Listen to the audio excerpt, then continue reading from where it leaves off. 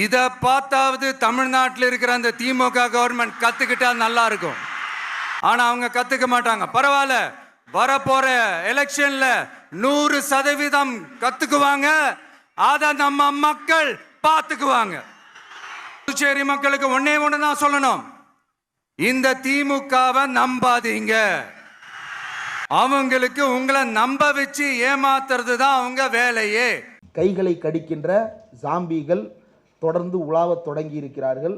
தோழர் சொன்னார், அவர்கள் என்ன செய்து கொண்டிருக்கிறார்கள் என்றே தெரியவில்லை என்று. எந்த உணர்வுமற்றவர்களாக மாறியிருக்கிறார்கள். நாஞ்சில் சம்பத் போன்று உணர்ச்சி தெறிக்க பேசக்கூடிய ஆட்களை அழைத்து கொண்டு போய் பேசலைன்னா என்ன என்று அவரையும் பேச விடாமல், அந்த மக்களையும் பேச விடாமல், தொண்டர்களையும் பேச விடாமல் அனைவரையும் மௌனமாக்கி கொண்டிருக்கிறார்கள். சங்கிகள் மக்களை மௌனமாக்குவதற்கு மிரட்டுகிறார்கள், கலவரத்தை தூண்ட முயற்சி செய்கிறார்கள். இதெல்லாம் ஒரு பக்கம் இருந்தாலும் மதசார்பற்ற முகமூடியை போட்டுக்கொண்டு மக்களை மௌனிக்க வைத்துக் கொண்டிருக்கிறார் விஜய் போன்ற நடிகர்கள். இன்னொரு பக்கம் நேரடியாக தூண்டிவிட தொடங்கி இருக்கிறார் எடப்பாடி பழனிசாமி போன்ற நபர்கள். தமிழர்கள் ஜாக்கிரதையாக இருக்க வேண்டிய நபர்கள். இந்த இரண்டுமே ஜாம்பிக்கள் தான். அணிமாறி நிறம் மாறி நிற்கின்ற இந்த ஜாம்பிக்களிடமிருந்து தமிழர்கள் தங்களை தற்காத்து கொள்ள வேண்டும். தோழர் அதிமுக நிறைவேற்றிய தீர்மானத்தை பற்றி பேசும்போது யாரோ கீழிருந்து அவ்வளவு ஜனநாயகம் அப்படின்னு சொல்லிட்டு கலாய்ச்சிங்க. அவங்க எவ்வளவு ஜனநாயகமானவர்கள் தெரியுமில்ல. ஏடிஎம்கே எம்ஜிஆர் காரில் போயிட்டு இருந்திருக்கிறாரு. போயிட்டு இருந்தவருக்கு தலைவர் காரில் போகிறாரு, தலைவருக்கு தாகமாக இருக்குமே அப்படின்னு சொல்லிட்டு ஒரு பொட்டிக்கடைக்கார அண்ணாச்சி என்ன பண்ணியிருக்கிறாரு, ஒரு சோடாவை எடுத்து கப்புன்னு அடித்து கொண்டு போய் தலைவரே அப்படின்னு காரை மறித்து நீட்டி இருக்கிறாரு. ஐயோ தொண்டை நீட்டிட்டானே, இப்போ குடிக்கலன்னா திட்டுவானே அப்படின்னு சொல்லிட்டு அவர் அப்படி ஒரு மடக்கை குடித்த மாதிரி குடிச்சிட்டு கையில் கொடுத்துட்டாப்புல. சோடாவை அப்படி வேகமாக கவுத்தனோம்னா சோடா வராதுன்றது வேற விஷயம், குண்டு அடைச்சிடும். தொண்டையில் குண்டு அடைத்து விட்டது சோடா பாட்டில். இப்போ சோடா பாட்டில் திருப்பி கொடுத்துட்டு போயிட்டாப்புல. இப்போ என்னன்னா அந்த இடம் வளர்மதி சொல்றாங்க. எந்த வளர்மதி? அதிமுகவின் பேச்சாளர் வளர்மதி, முன்னாள் அமைச்சர் வளர்மதி, ஜெயலலிதாவை கடுமையாக எதிர்த்து பிறகு ஜெயலலிதாவிற்கு முழு ஆதரவாளராக மாறிய வளர்மதி சொல்றாங்க, அந்த சோடா பாட்டில வாங்கி குடிக்கிறதுக்கு அவ்வளோ பேர் திரண்டு நின்னாங்க. அப்ப அந்த கடைக்காரர் ஜனநாயகத்தோடு ஒரு விஷயம் செய்தார். ஒரு அண்டாவை கொண்டு வந்து மிச்சம் இருந்த சோடாவை அதில் ஊற்றி இன்னும் கொஞ்சம் சோடாவை கலக்கி வந்த அத்தனை பேருக்கும் பரிமாறி கொடுத்தார் அப்படின்னு சொல்லிட்டு, அந்த அளவுக்கு ஜனநாயகமான இயக்கம் அதிமுக. இந்த திருப்பரங்குன்றம் விவகாரம் கடந்த ஜனவரி மாதத்தில் சூடுபிடிக்க தொடங்கியது. இந்துத்துவ அமைப்பை சேர்ந்தவர்கள் கடந்த ஜனவரி மாதத்தில் சர்ச்சையை கிளப்ப தொடங்கினார்கள்.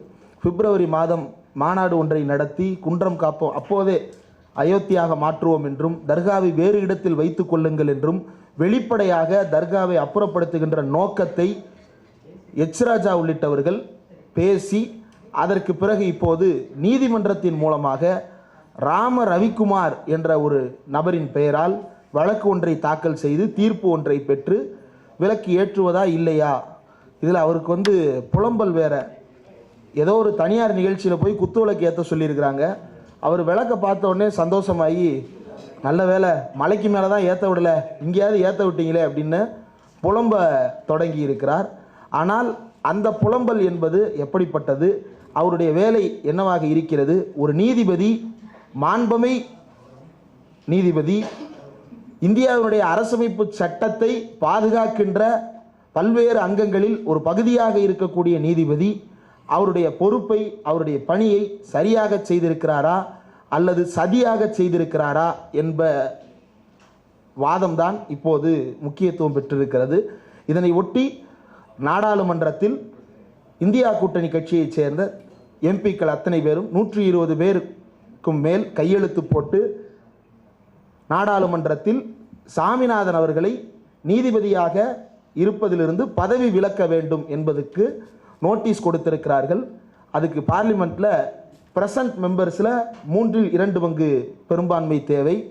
இருக்கின்ற உறுப்பினர்களில் 3/2 பங்கு பெரும்பான்மை. அது கிடைக்கிறதா இல்லையா என்பதை தாண்டி அகில இந்திய அளவில் ஜி.ஆர். சாமிநாதன் என்பவர் யார், தமிழ்நாடு அரசாங்கத்தின் நிலைப்பாடு என்ன, தமிழ்நாடு மக்களுடைய நிலைப்பாடு என்ன, தமிழ்நாடு ஆன்மீகத்தை எவ்வாறு புரிந்து வைத்திருக்கிறது, எப்படி இது அயோத்தியாக மாறாமல் தடுப்பதற்கான முயற்சிகளை தமிழர்கள் மேற்கொண்டிருக்கிறார்கள், அதே நேரத்தில் அதை முறியடிப்பதற்கு சனாதன சக்திகள் என்னென்ன வேலை செய்து கொண்டிருக்கிறது என்பதையெல்லாம் விரிவாக பேசுவதற்கான வாய்ப்பாக அது அமைந்திருக்கிறது.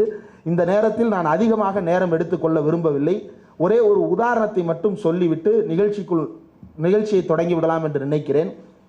தி நியூ பிஜேபி என்று ஒரு புத்தகம், நிறைய பேர் பார்த்துருப்பீங்க. ஏற்கனவே நம்முடைய கூட்டங்களில் தோழர் மருதேன் அவர்களும் அந்த புத்தகத்தை பற்றி மேற்கோளாக பேசியிருப்பார். தோழர் மகிழ்நன் அவர்கள் பல்வேறு நேர்காணலில் அதை குறிப்பிட்டிருக்கிறார். நானும் அதை பற்றி பேசியிருக்கிறேன்.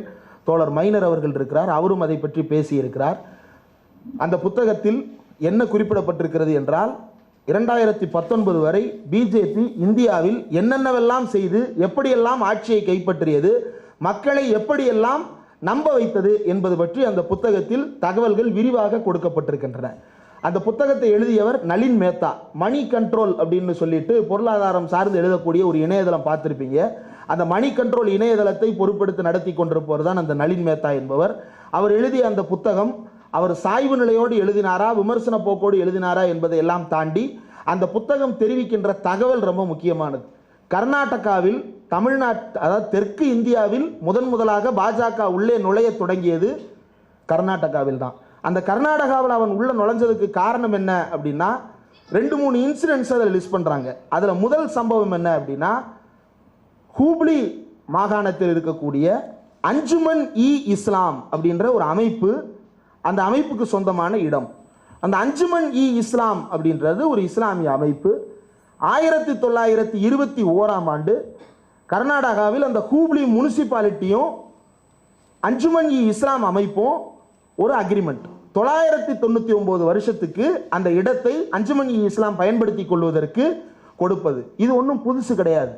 1921 இல்லை, 1947 ஆகஸ்ட் 1ஆம் தேதி டெல்லியில் ஜந்தேவாலன்ற ஒரு கோயிலுக்கு சொந்தமான நிலத்தை கோல்வால்கர் அப்படின்ற தனி நபருக்கு, அன்றைய RSS தலைவராக இருந்தவருக்கு 99 வருஷம் அக்ரிமெண்ட்டுக்கு மாற்றி கொடுத்துருக்குறாங்க.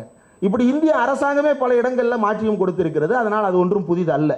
இப்போ பிரச்சனை என்னன்னா, 89-90 அந்த தர்கா, அந்த பள்ளிவாசல் என்ன முடிவெடுக்கிறாங்கன்னா, தனக்கு சொந்தமாக இருக்கக்கூடிய அந்த நிலத்தில் 999 ஆண்டுகளுக்கு தன்னுடைய பயன்பாட்டு உரிமையில் இருக்கக்கூடிய நிலத்தில் ஒரு கட்டடம் கட்ட முயற்சி செய்கிறார்கள்.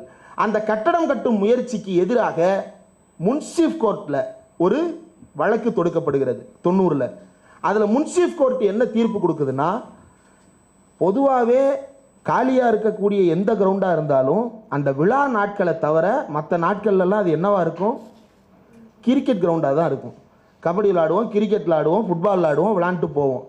அப்போது முன்சீஃப் ஜட்ஜி என்ன தீர்ப்பு கொடுக்குறாரு? பிரேயர் என்ன அப்படின்னா, மக்கள் சாவகாசமாக